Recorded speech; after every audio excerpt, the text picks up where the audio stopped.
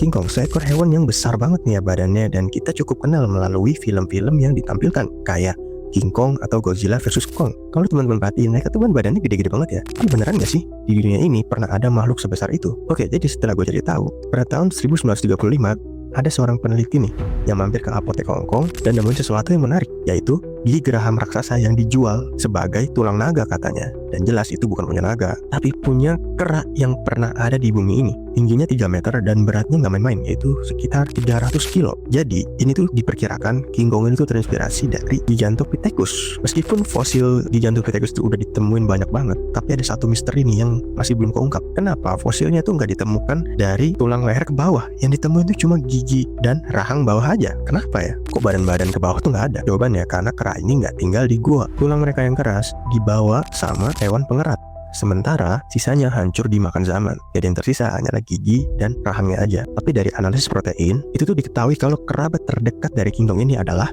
orangutan Kalimantan. Nah lalu kenapa makhluk besar dan kuat ini tuh bisa musnah dari bumi? Riset terbaru di jurnal Nature kasih jawaban yang agak tragis nih. Jadi dulu mereka itu sempat bahagia banget lah, atau sejahtera banget hidupnya di hutan. Ya makan buah-buahan yang melimpah lah. Tapi 600.000 tahun lalu, iklim dunia itu tiba-tiba berubah jadi ekstrim, dan hutan tuh jadi padang rumput yang kering. Sementara badan Gigantopithecus itu makin lama makin besar, otomatis dia juga butuh asupan makan yang banyak juga dong. Nah di saat keadaan seperti itu, makanan makin langka, mereka ini gagal adaptasi dan akhirnya lenyap sekitar 200.000 tahun yang lalu. Dan ada lagi yang menarik, jadi tuh ketika ditemuin fosil-fosil mereka itu, di sekitar lokasinya itu arkeolog tuh nemuin alat batu milik Homo erectus. Jadi ada kemungkinan besar nenek moyang kita dulu itu sempet nih ya ketemu sama Gigantopithecus ini di dalam hutan Asia.